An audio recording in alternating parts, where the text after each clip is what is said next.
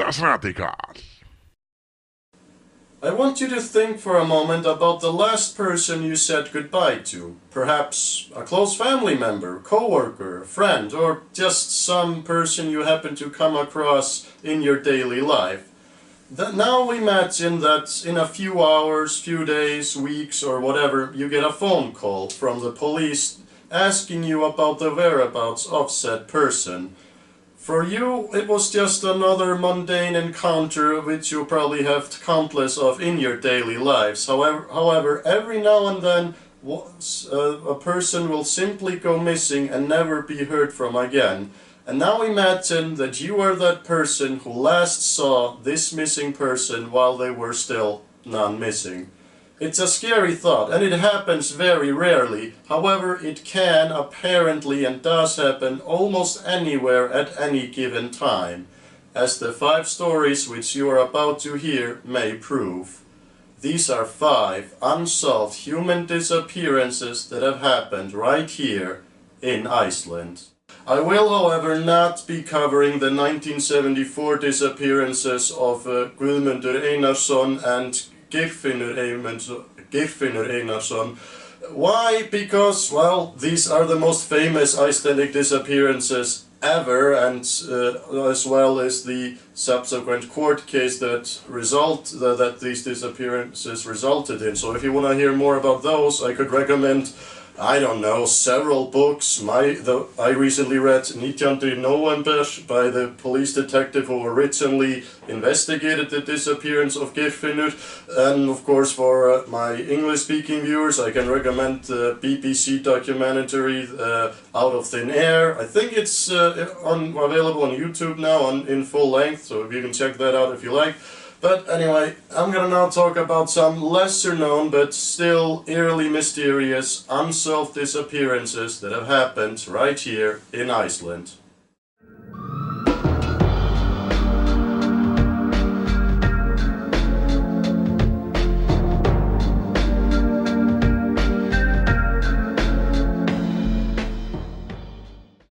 Even though the population of Heimaey is only 5,000 people, Heimaey is the largest island in the Vestmanna island chain at the south coast of Iceland. Heimaey does still probably possess the highest rate of missing people in all of Iceland. There are around 7 missing people's cases there on record dating back around 100 years. However, this may simply be the result of, well, Heimaey being an island surrounded by various dangerous cliffs with high falls into the ocean, an ocean which is, by the way, well known in this area for being very unpredictable and cruel. In the summer of 1967, 20-year-old Frenchman Bernard Journay, I hope I'm pronouncing that correctly, arrived in the Vestmanna Islands and ended up living in his tent there for several weeks. Journay had originally intended to move to Canada via Iceland. However, he was denied entry into Canada and ended up sort of being a drifter in Iceland. When he came to the Vestmanna Islands, however, he apparently liked the landscape and setting so much that he kinda ended up staying. After several weeks, he even received a job at a local fishing processing factory and was given a place to stay at the local workhouse where many of the employees of said fishing factory lived in. Journay loved to take walks and take pictures of the local wildlife. He also managed to make several friends. Among them was an Icelandic family who often invited him to family dinners. He was also sometimes seen hanging around with 2 men from Morocco who also worked at the same fishing processing plant as he did. However, some later witnesses claim that Journay actually called these Moroccans greedy and claimed that they owed him money. May 12, 1969 started out just like any other Monday. Somebody spotted Journay walking towards Herjólfsdalur, presumably going for yet another walk or to take some pictures. One of the family members of the people who he often stayed with during dinner invited him to dinner that evening and he accepted. He then continued on his walk. However, he never made it to dinner that evening, and the next morning he also didn't show up to work. Eventually, police were called in to investigate. When they entered his room, they found it to be quite ordinary. In fact, it looked as if he had simply intended to be gone for a short while and then return. Shortly after his disappearance, the two Moroccans who he had sometimes been seen hanging out with also left the country and have never returned, that we know of. However, some people who actually knew Journey claim that he appeared to be somewhat depressed the weeks before he disappeared, and many speculate that he simply went to Herjólfsdalur in order to then go on top of the ocean cliffs to commit suicide via jumping into the ocean. And some others have claimed that he may have decided to skip the country, perhaps as a stowaway on a ship, and that he may have been trying to reach Canada. There has, however, never been any evidence found to support either of these theories. And since Journey didn't have any close relatives or friends in Iceland, and his family in France didn't start to look for him until years after he had last been seen, it is quite possible that he remained missing because local authorities simply didn't press the case hard enough. In fact, it would appear that most agreed that he had most likely committed suicide and left it at that. And because of that, it is quite likely that the young Frenchman, who apparently loved Iceland so much, most likely never left it and will forever remain missing.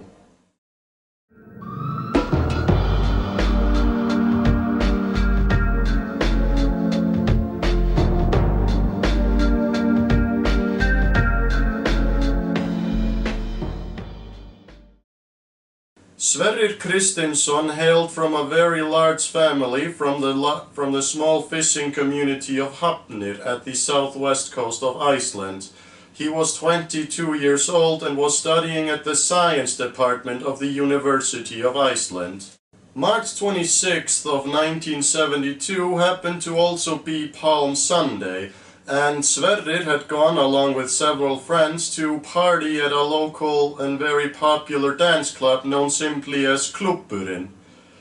Sverrir, however, complained to his friend that he was getting way too drunk and decided to take a taxi cab back to the dorm in which he was staying. He ended up taking a taxi to the dorm. However, according to the taxi driver, he appeared to be so drunk that he had problems signing a check in order to pay for the fare. Eventually, the taxi driver made him promise to come to the taxi station the next day and pay the fare there. The 1970s in Iceland were really a much more trusting and simpler time.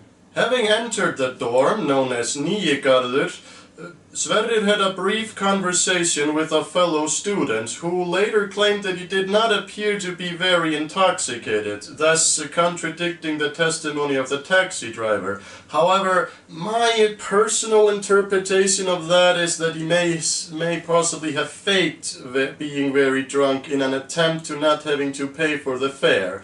Maybe he was just out of money, who knows. However, the story only gets stranger from here. According to the girl's testimony, she overheard as somebody knocked on Sverrir's door. She also heard that he opened the door and greeted 2 or more people who then entered his room. Sverrir and his companions then talked for a bit before she could hear them all leaving the room and walking back down the hallway, and according to her testimony, Sverrir apparently went with them. When Sverrir failed to come home after the weekend to his family quickly became worried and eventually contacted Reykjavik police. Police entered his dorm room only to find that Sverrir was not there. However, they did find a bottle of alcohol as well as 4 shot glasses that clearly had been drank from. However, it would appear that the police did not even bother to take fingerprints from said shot glasses. And even though the family of Sverrir pressed the police as hard as they could, they didn't really seem to bother to try and find and identify the 2 or 3 people which had been in Sverrir's room the night he disappeared. It was as if the police were simply convinced from the very start that Sverrir had simply walked off somewhere and committed suicide.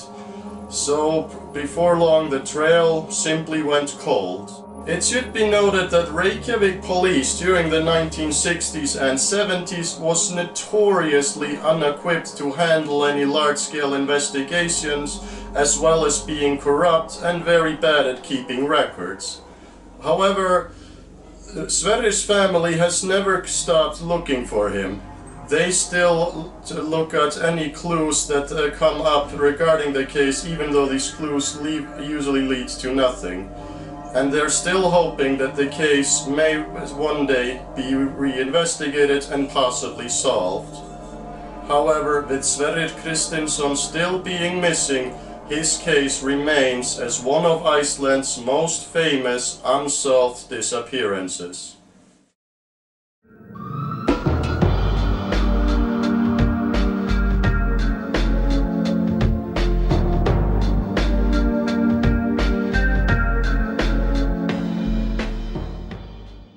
On Sunday, August 25th, 1974, the weather on the westernmost point of Snæfellsnes Peninsula was quite nice and warm. 3 people from the nearby fishing village of Ólafsvík arrived at a place called Hólaholar, a bundle of old lava craters, in order to pick wild berries, which is a very popular and common outdoor activity in Iceland.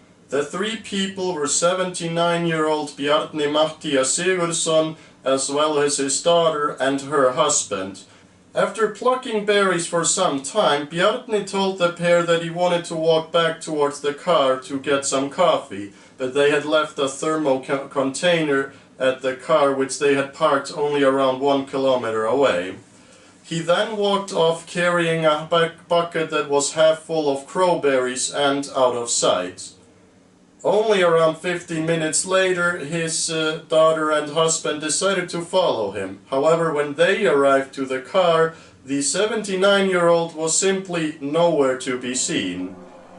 By the way, even though the word Hólaholar or hilly hill sounds like it's a very hilly terrain, the truth is that aside from those few craters, the area around the hills is actually very flat and possesses very few possibilities for people to hide, especially a 79-year-old who cannot move around quickly.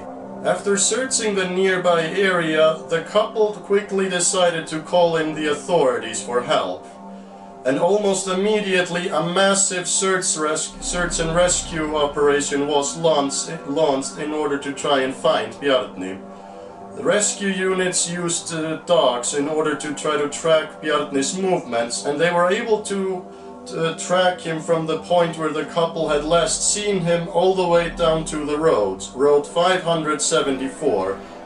At the side of the road, the police even found a big pile of crowberries lying strewn over the road. However, that's where the trail ended. All in all, almost 3,000 people took part in the massive search and rescue effort over the next few days, and in fact most normal work in the nearby village of Ólafsvík was completely halted as men, women and even children left their daily work in order to try and help and locate Bjarni, but all with no results.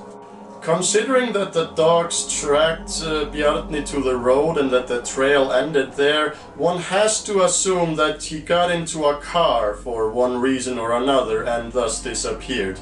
The most common theory is that he was a victim of a hit and run, and that somebody then took him into their car either to tend to his wounds or hide the body somewhere in case he died instantly.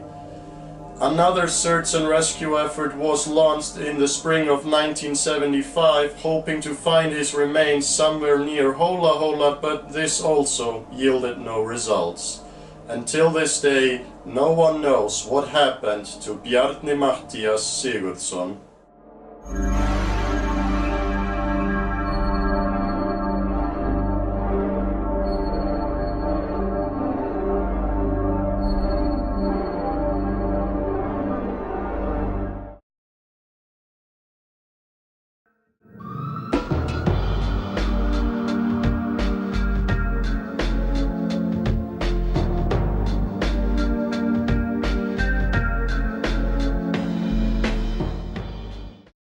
Guðlaugur Kristmannsson was a 56-year-old well-liked family man and business owner. He liked to go to work walking whenever he thought that the weather was good enough. From his house in Granaskjól in Vesturbær to his store at the corner of Ægisgata and Mýrargata there was a walking distance of only around 20 minutes. On the Tuesday morning of February 12, 1980, he said goodbye to his family and seemingly went off to work as it was just another normal morning. However, Guðlaugur never made it to work that day, and after leaving his house that fateful morning, he has never been heard from ever again. When Guðlaugur's co-workers and his family noticed that nobody knew where he was, a search effort was launched almost immediately. Divers looked in the harbor and other watery areas where people sometimes fall into or go to commit suicide. Helicopters were also used for searching from the air, and rescue workers and police searched the nearby beaches and back alleys of Reykjavik. However, none of this ever yielded any results. It was as if he had simply vanished into thin air, and the case remains open till this day.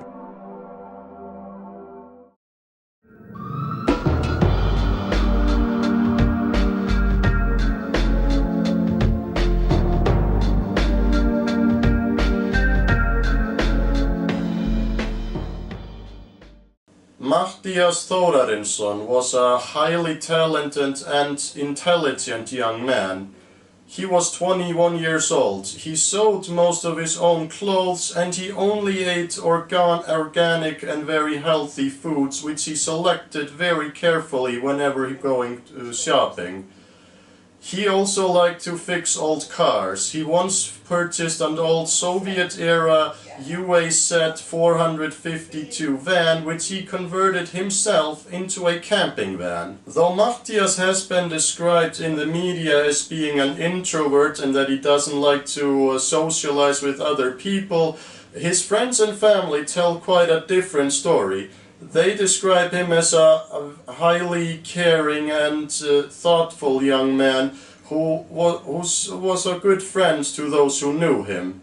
He, however, prided himself of being as independent as possible. For example, he didn't own any cell phones and he also didn't use credit cards or debit cards.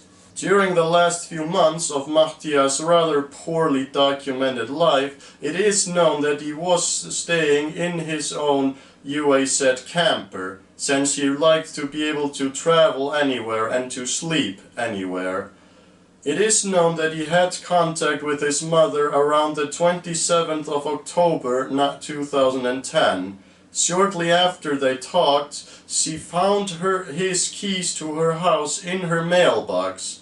However, at the time she didn't think much of it, believing that he had simply left them there because he would not be needing them for a while. She assumed that he was simply going off to yet another one of his long trips somewhere. In December 2010, police were asked to be on the alert for Matthías, since he had then not been heard from for several weeks.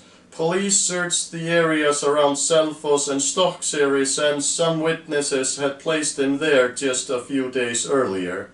However, the search for Matthías ended up taking a rather dark turn in mid-January 2011, when his camping van was found burned to ashes in a gravel pit near Kjalarnes, where his mother lived at the time.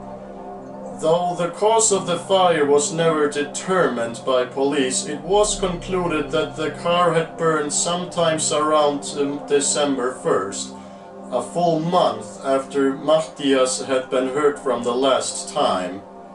It has now been 7 years and Matthías has still never resurfaced anywhere. If alive today, he would be 27 years old.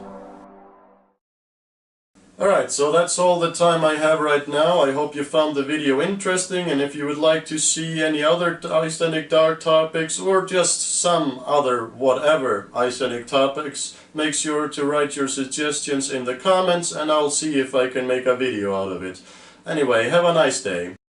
Das Radikal.